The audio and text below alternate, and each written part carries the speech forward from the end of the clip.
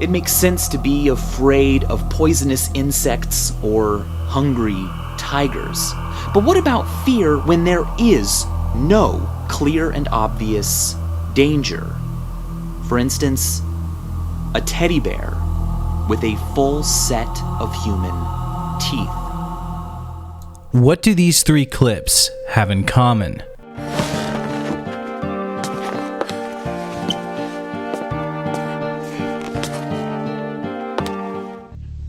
That's right, when super giant pizza, plain, nothing on it, and I'd like that delivered as soon as possible. Girls, your pizza's here. Thank you.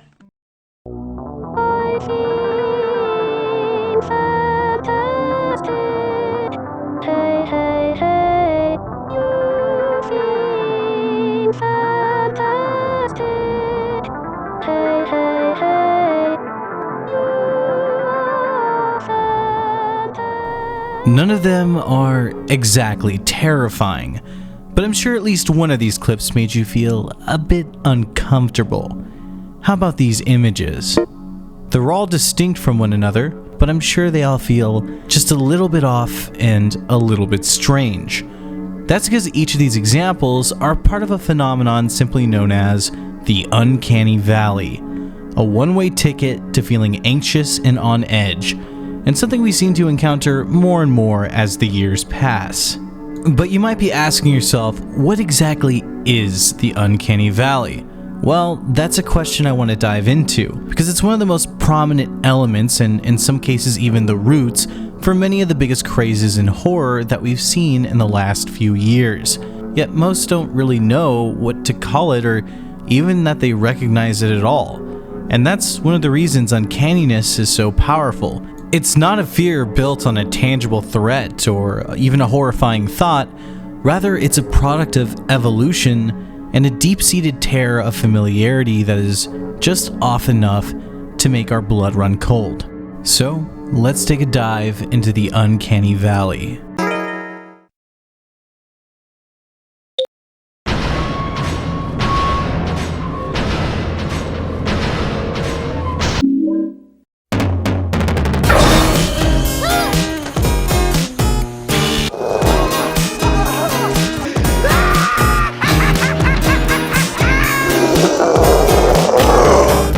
One of the most frightening things I've ever heard is when someone pointed out the existence of the Uncanny Valley. It implies that at some point there was an evolutionary reason to be afraid of something that looked human, but wasn't.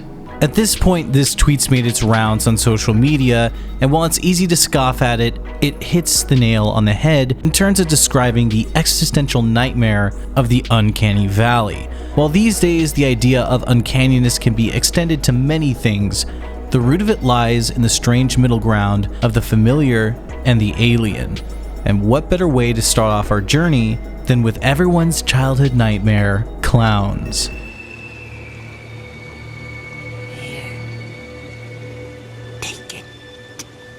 Clowns have been a staple of almost everyone's fears for as long as I can remember, even before the modern age. It's not uncommon to see some old photos of clowns that are genuine nightmare fuel. But why is it that these exaggerated caricatures meant to evoke a sense of fun and comedy are so uncanny and unintentionally terrifying? While I have my own tinfoil hat theories, I think the overly exaggerated features designed to soften a clown's appearance evoke the uncanny valley that comes from anything that seems too good to be true, especially when that entity has a penchant for tricks and deception. Similar to what happens when we encounter someone who seems just a little too perfect or just a bit too nice.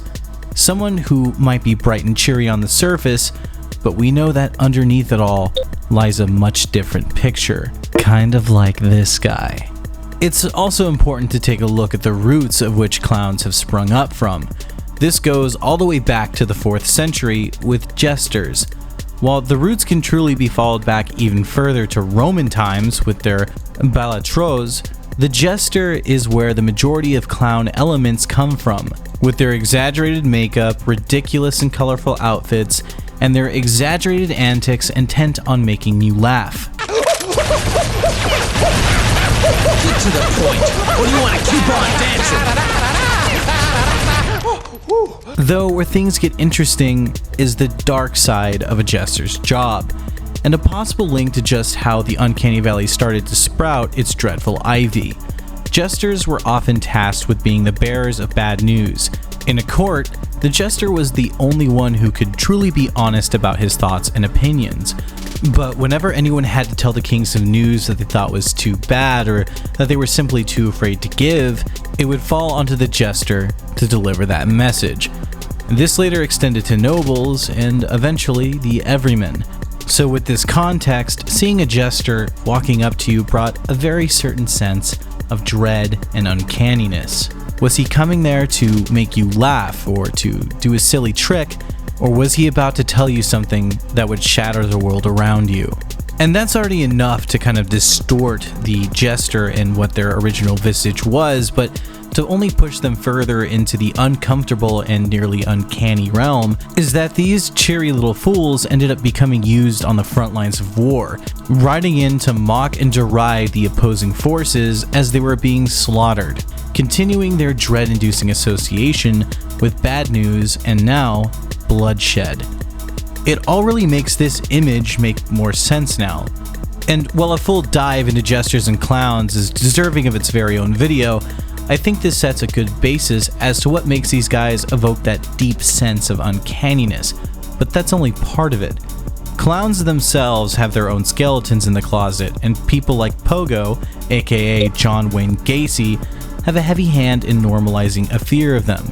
Because what's more terrifying than a children's entertainer being invited into your home, only for them to use their makeup and foolish antics as a Trojan horse for the abuse and unspeakable actions they plan on doing to your children. The house on Summerdale that he buried 26 of the 33 bodies. It was his home and his office as well. And with media like It, Twisted Metal, and Batman all popularizing the malice hidden underneath the surface of those exaggerated smiles and colorful outfits, it all adds up to that terror that you feel when you see one of these guys.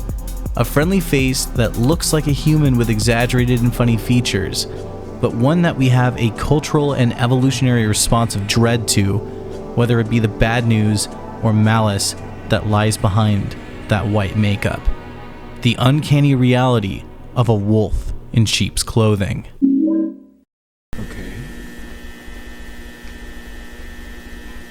What the hell? What the hell?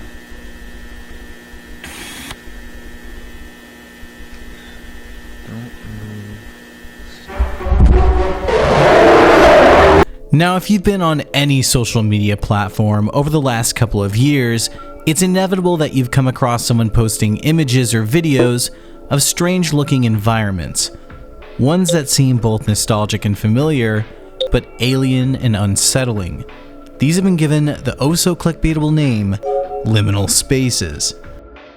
While the overuse of backrooms memes and cringe-inducing roleplay may have tainted some of these images already, the fact that they became such a huge phenomena only exaggerates the point to find here.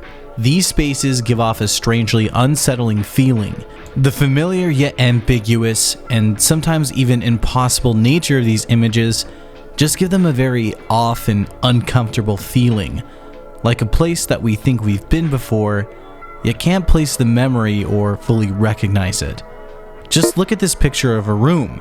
For most of us, it's oddly familiar, like something that we'd see in an old family member's house, but it's just off enough with its proportions to seem a bit alien and different. Well, how about this picture? The visage of what looks to be an old bookstore, barren and empty. A place that should be full of shelves stocked with colorful books and with customers and employees alike populating a warm and familiar space. But here it's desolate and isolated, stripped of all its human qualities. Now just a cold and decrepit room, only illuminated by oppressive fluorescent lights. While this is a much different fear than what clowns might produce, They both share that same sense of wrongness and that familiarity yet alien nature. Their unfamiliar and outright just off elements cause us to feel a weird sense of dread and uneasiness. And while there's a lot more to liminal spaces than their uncanny nature, they do a good job of showing off the basics of what the Uncanny Valley really is. But I think the ultimate example of this can be found in one of Stanley Kubrick's many masterpieces.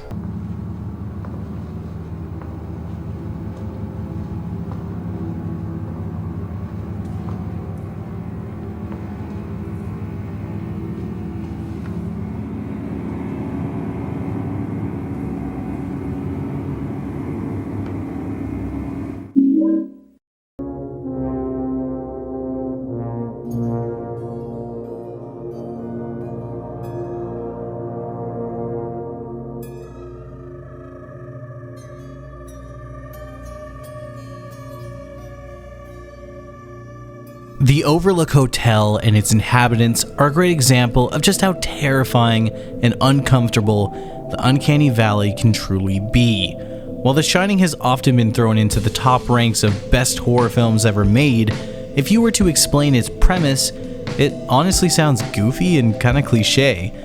Let's just take a look at some other films often cited as greats of horror. The Exorcist. The devil possesses a little girl and torments her family. Saw. A vigilante abducts people and forces them to complete acts of mutilation and self-torture in order to survive and obtain freedom. The Fly. A scientist turns himself into a human-bug hybrid. Alien. A crew of blue-collar workers are trapped on a spaceship with a nearly unkillable monster, hunting and killing them off one by one. Now, what's The Shining's premise? A struggling alcoholic takes a job as a hotel keeper with his family at a possibly haunted estate. On paper, The Shining sounds like it's just a classic tale of an angry man who goes crazy and hurts people. But in reality, The Shining has very few actual deaths, and up until the finale, most of the violence is purely implication. The majority of the film is simply the Torrance family slowly succumbing to isolation and madness and experiencing a few paranormal hallucinations.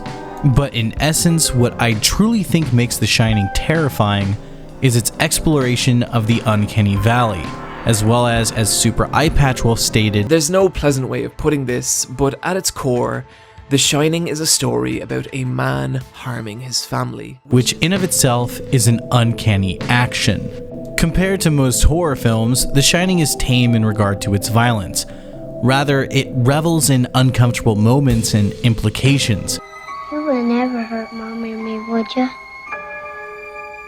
But that's not what we're here to talk about. We're here to talk about the uncanny, and The Shining has that in spades.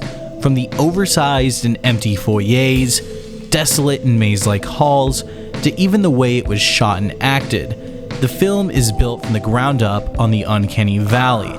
Seeing a large and sprawling hotel empty and devoid of life is almost the definition of uncanny. A space meant to house thousands of people and be constantly busy and full of life will always be a bit dreadful and sometimes horrifying when seen empty and hollow. Just look at these abandoned mall exploration videos. They do a very good job of evoking the same sense of dread and fear.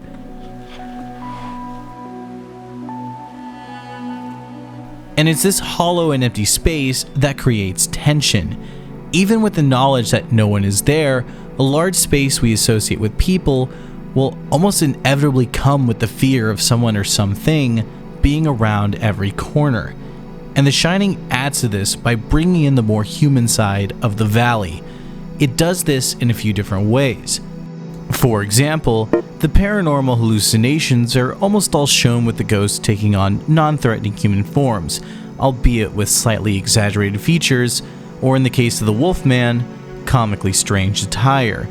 But when placed in such an uncomfortable setting and shown after tons and tons of build-up, framed in such odd ways, it pushes past absurdity and into uncanny. But what truly adds to this is the genius and unorthodox way that Kubrick filmed it all.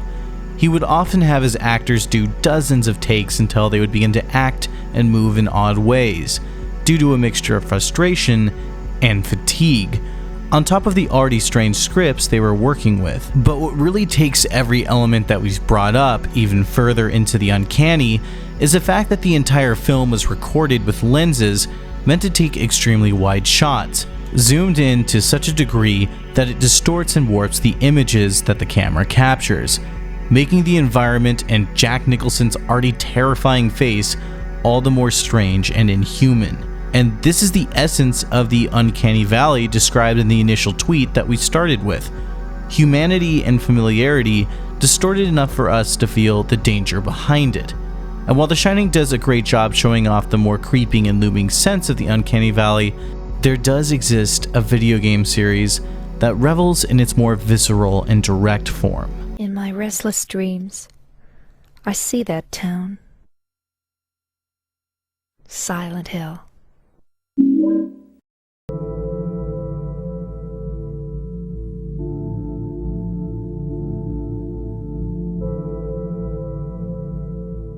Silent Hill is legendary for a reason. Despite its pitfalls as a series over the years, the first 4 games are beloved for a very good reason.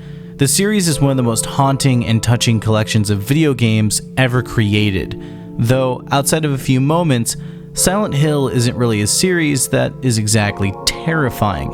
It has its moments, but for the most part, the games focus less on jump scares and chase sequences, shut up, I already know, and much more on making you severely uncomfortable in any way that it can. And it does this through brilliant use of tension,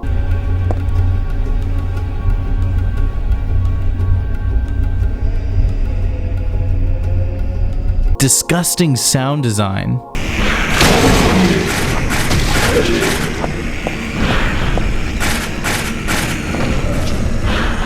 and deeply horrifying implications. I told you to go! Are you deaf? Leave me alone already! I'm no use to anyone. Though most of the fear comes from the game's brilliant use of the Uncanny Valley. Outside of the first game, almost every creature you face off against is a distortion of the human form, combined with low frame rates and jitteriness similar to what could be seen in Jacob's Ladder. And while this might be far less subtle than what we would usually associate with the uncanny, it's uncanny just the same. Just look at the iconic Bubble Nurse, a figure we typically associate with healing and care, now a zombified and decaying figure intent on killing the player. Or how about Silent Hill 2's mannequins? What used to be a pair of feminine legs, almost sexual in its nature, is now a poorly stitched together monstrosity. This distortion of sexuality and lust being one of the main themes of Silent Hill 2. Almost all the creatures being a twisted take on feminine figures, like the previously mentioned Bubble Nurses, portrayed here in much more of a sexual and provocative way. James.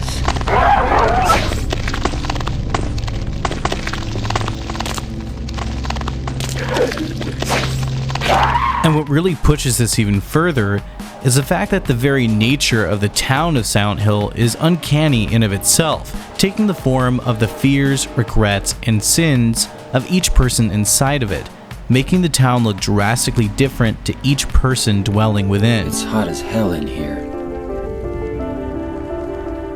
You see it too. For me, it's always like this. And even the way the camera is used in the game is meant to invoke the Uncanny Valley as well, with the camera angles often being fixed in ways that prevent you from getting a clear understanding of your environment, but often done in an almost voyeuristic and stalkerish fashion. Now, if I can indulge myself a little bit here, I want to mention one of my favorite scares in any series for that matter. Silent Hill 4 is probably the scariest game in the series, and one that pushes the more visceral take on the uncanny to its fullest. From its mechanics, the haunted apartment, the ghosts, the story itself, I could mention a lot of things here. But I think all of it can easily be summed up in one single scene, one which introduces a new enemy type.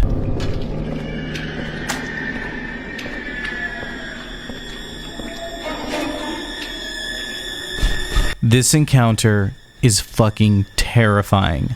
The way the twin victims look themselves is gross enough, but the way the game doesn't just release the monster to chase you, rather letting you sit for a few seconds as it points to you, giving the player just enough time to process what they're looking at before it begins its pursuit.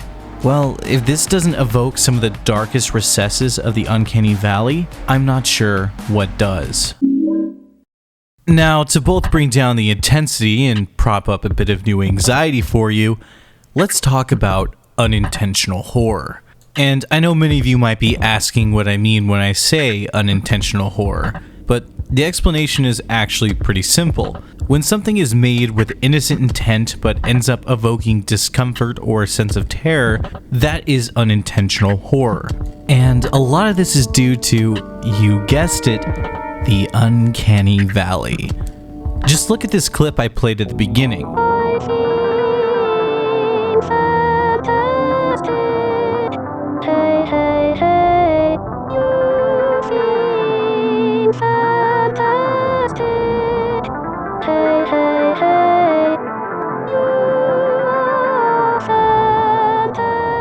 I Feel Fantastic is a classic of unintentional horror found online, spawning tons of theories around its origin and its meaning, going as far as people believing it was a video created by a serial killer who dresses the robot up in the clothes of his victims.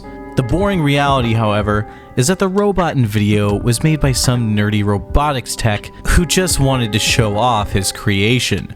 But to anyone unaware of this, the uncanny movements and monotone singing, mixed with music that lacks any sense of actual melody and just sounds like a mess of synthesizers, it's just purely uncanny and strange. Nothing about this video is scary when you think about it, but when you see it, it just evokes a bizarre sense of unease.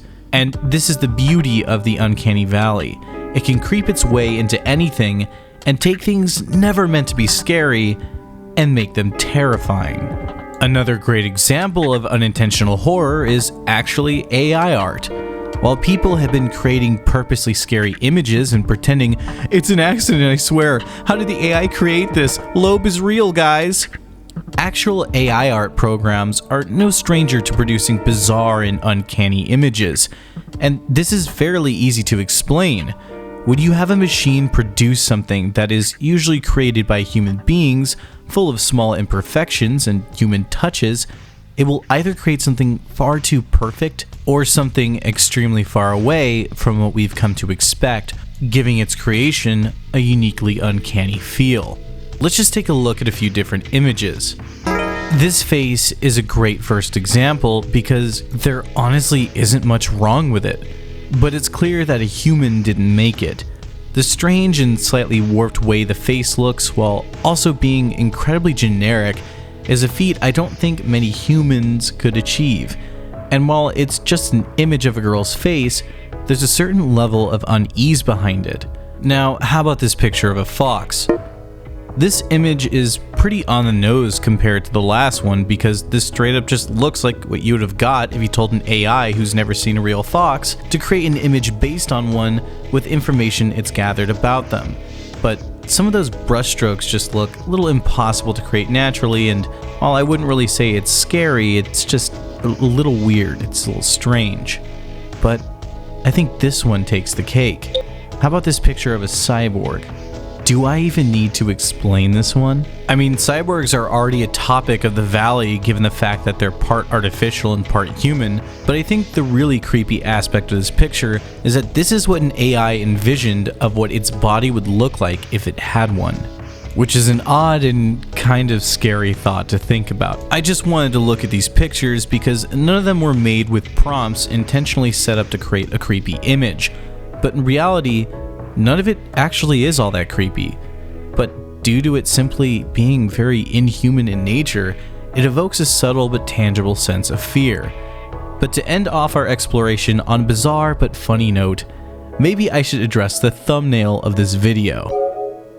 No, this isn't some screen cap from some obscure 70s horror film. It actually comes from a pretty innocent and unexpected source.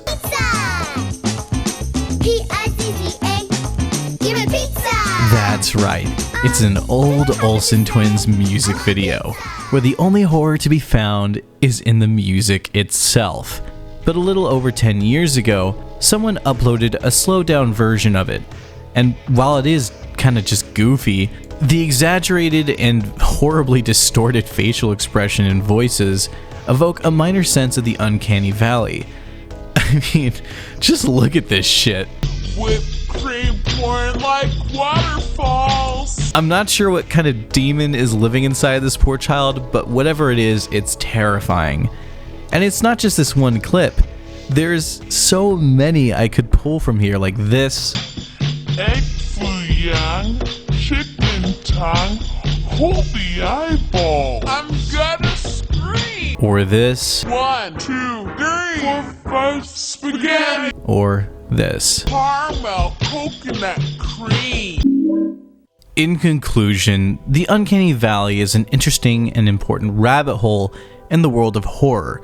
And while I've only scratched the surface, I just wanted to talk about the concept and give some examples that I think show off how interesting it can be.